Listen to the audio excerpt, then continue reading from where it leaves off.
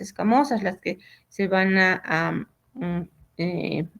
descamar, ¿ya? Y van a generalmente producir que haya una obstrucción a nivel de lo que es el túbulo.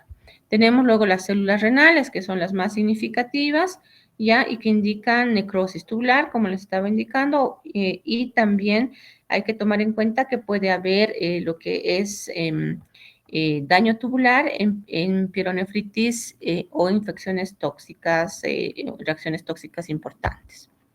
Cilindros, los cilindros se forman en la luz de los túbulos y esos reciben el nombre porque los túbulos se van a moldear con esa forma y esta consecuencia de que a nivel renal tenemos lo que es la mucoproteína de Tams-Horman y esa mucoproteína es la que se va a precipitar y va a formar los cilindros.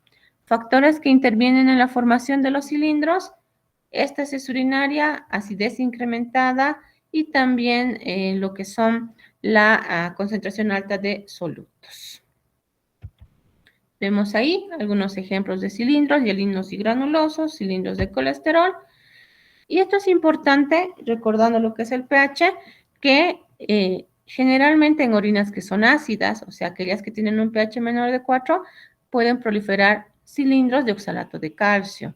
Y en las orinas alcalinas, de fosfato y carbonato de calcio.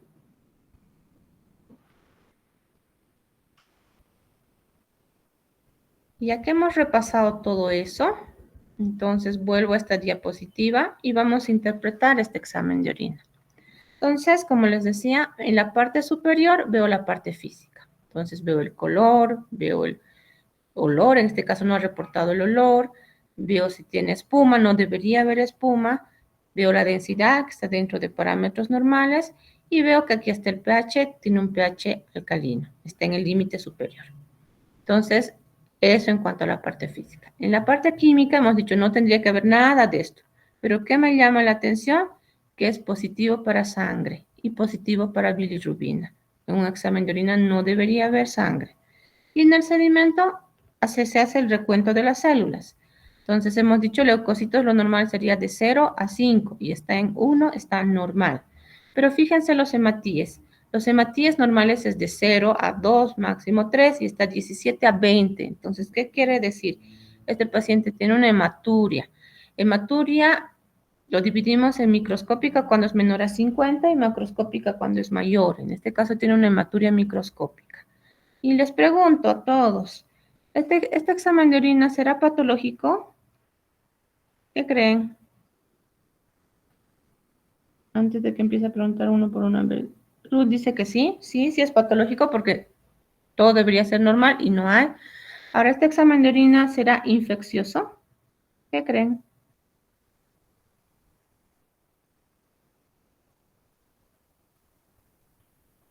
No. ¿Ya? ¿Por qué? ¿Por qué no? Fíjense, no tiene leucocitos, no tiene levadura, no tiene nitritos, bacterias escasas, ¿ya? Este examen de orina es patológico, ¿por qué? Porque sus parámetros no están dentro de lo que nos dice la teoría. ¿Es infeccioso? No, porque no cumple con leucocitos, bacterias ni nitritos. Pero sí tiene esta alteración y este examen de orina es una hematuria microscópica. Entonces tenemos que buscar causas de hematuria. ¿Qué enfermedades producirán que un paciente tenga hematuria? Ahora van a comparar con este otro. Fíjense este otro. Vamos de nuevo. Físico, miren, en el físico olor fétido, espuma fugaz, no debería haber espuma, aspecto turbio. En el químico, aquí está la densidad más, que está en el límite superior, y en el químico, glucosa positiva, nitritos positivo, 3 cruces, y en el sedimento, células epiteliales abundante cantidad, hemos dicho que lo normal es de 0 a 5, leucocitos 37 a 39, igual hemos dicho que lo normal es de 0 a 5, flora bacteriana abundante, oxalatos de calcio abundante. Entonces, ¿este examen de orina es patológico? Sí.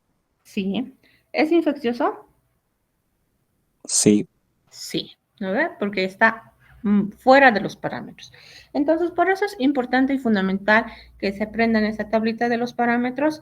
Ya en alguna literatura lo divide el examen de orina en orina centrifugada y no centrifugada y ellos consideran incluso que se podría tener hasta 10 como máximo de leucocitos, ¿ya? Va a depender de la literatura que utilicen. Yo prefiero utilizar la de 0 a 5, ¿ya? Pero tampoco, digamos, me voy a basar solo en esto. Hemos dicho, tengo que analizar la parte física, la parte química y la parte del sedimento. En este caso, esa infección no hay duda. ¿Por qué? Porque está alterado la física, es turbio, es fétido, está alterada la química, tiene nitritos, tiene glucosuria, está alterado el sedimento y tiene todo. Tiene leucocitos, tiene bacterias, tiene todo. Aquí no hay donde perderse. Pero hay otros exámenes de orina que son un poco más complicados porque te salen, digamos, 8 o 9 leucocitos, te sale así en el límite. Y cuando te sale así, quien me da la última palabra siempre va a ser el cultivo. Ya, entonces ahora nos pasamos a este otro. Conforme más exámenes de orina vean, más expertos se van a volver y entonces en las prácticas se pretende eso. Por ejemplo, yo les voy pasando exámenes de orina para que vayan interpretando. Hemos indicado que dentro de los laboratorios otro aspecto importante es la proteinuria. Un examen de orina no debería eliminar proteinuria. Y si un paciente elimina proteínas, entonces mi deber es cuantificar. Con el examen de orina solamente voy a saber si el paciente elimina o no, porque me va a salir una cruz, 2 cruces, 3 cruces, no me va a salir la cantidad. Y cuando yo tengo un examen con un paciente con proteinuria, tengo que cuantificar. ¿Y cómo voy a cuantificar? Con la proteinuria de 24 horas. ¿Y eso en qué consiste? Como su nombre indica, el paciente tiene que recolectar orina de 24 horas, de todo un día, ¿ya? ¿Cómo? La primera orina lo bota, la segunda lo junta, todas las orinas, si se levanta en la madrugada, todas, y hasta la primera orina del día siguiente. Aquí es importante igual la recolección. Si un paciente trae menos orina, me va a salir menos proteinuria. Si un paciente trae mucha orina, me va a salir más proteinuria. Entonces, es muy importante eso.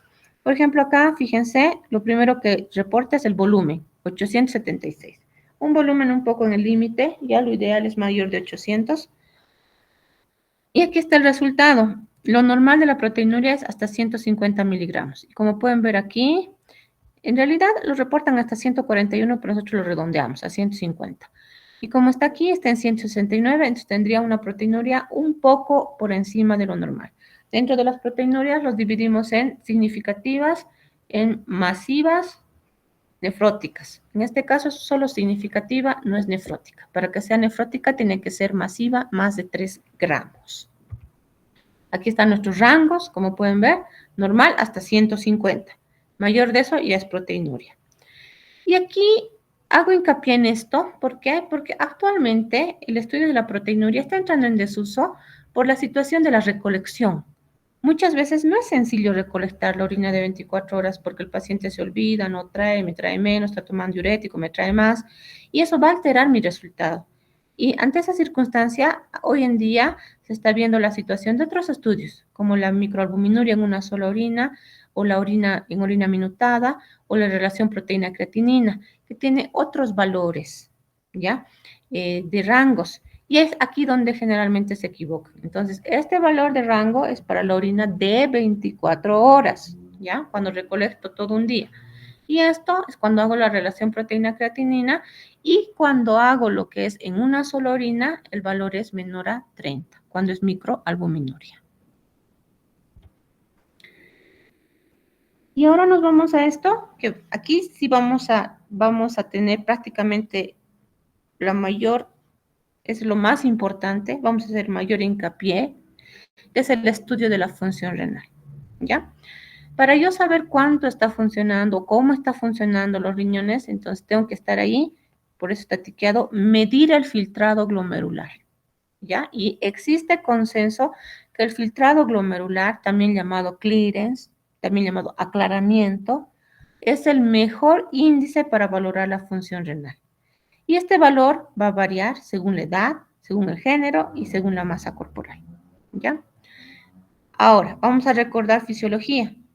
En fisiología, en el tema de fisiología renal, nos dice que lo normal en una persona sana es que en un adulto joven, su riñón, su glomérulo, filtre entre 120 hasta 130, incluso 140 ml por minuto. Ya estamos hablando de cuánto sería lo normal. Y este valor va declinando con la edad, a un ritmo de 1 ml por año a partir de los 40 años, ¿ya? Y nosotros esto es lo que vamos a medir para saber si un paciente tiene alterada la función renal. Para eso existen fórmulas, para eso existen aplicaciones. Entonces, ¿cómo medimos el filtrado glomerular? Podemos hacerlo con clorhexidilunina, podemos hacerlo con radioisótopos, podemos hacerlo con creatinina plasmática, podemos hacerlo con orina de 24 horas. Y aquí nosotros vamos a hacer hincapié a esto, las fórmulas de estimación. Actualmente, hoy en día, existen aplicaciones, existen ya que se pueden instalar a la computadora, al celular. Ya no tenemos que hacer la clásica recolección de la orina, ya no tenemos que hacer las grandes ecuaciones y fórmulas. Y esto es lo que se les va a pedir para la parte práctica. Nadie puede salir de la clase sin poder estimar la tasa de filtrado, el clearance. Entonces, ¿cuáles son las principales pruebas de función renal? Hemos hablado de la cistatina, la creatinina, y bueno, mejor es la cistatina, pero como está aquí su limitación, es muy limitada en laboratorio, es muy cara, y no, los seguros no lo tienen. Entonces, usamos todavía la creatinina, que es un marcador de la degradación tisular, ¿ya? Y varía de acuerdo a el peso y la edad. Entonces, aquí está, la creatinina es proporcional a la masa muscular y depende de la edad, del sexo y hay variación. ¿Qué quiere decir? Que un paciente joven tiene una creatinina más baja que un paciente mayor, que un paciente que tiene más masa muscular va a tener un valor de creatinina más alto versus que un paciente desnutrido, y eso me hace variar. Por eso es que no me voy a enfocar solo en la creatinina, por eso es que me voy a enfocar en la tasa de filtrado, ¿ya? Y para eso tenemos fórmulas. Tenemos el Crocop-Gauss, que era la más antigua, ¿ya? Tenemos el MDRD y actualmente tenemos el CKDEPI, ¿ya? Y para eso hay aplicaciones, pueden entrar a estas páginas y se los descargan de forma gratuita. La tasa de filtrado es el parámetro fisiológico más importante para el diagnóstico de enfermedad renal, es el más fácil de hacer, ¿ya? Y se puede utilizar con marcadores endógenos y exógenos. Aquí están las ecuaciones, ¿ya? Aquí está la de Crocop-Gauss, que se inventó en 1978, la de MDRD en el 2000 y el CKDEPI 2009, que es la que estamos utilizando actualmente. Aquí están la ecuación como tal. No les voy a pedir que hagan los cálculos, tenemos las aplicaciones. Recordar que estas solamente se utilizan en pacientes mayores de 18 años y para niños tenemos la Schwartz modificada, es para pacientes desde neonatos hasta 18 años, ¿ya? Entonces, la de Crocop-Gauss es la más sencilla, es la que se utilizaba hace poco tiempo, pero tiene muchas limitaciones, principalmente la edad y el peso.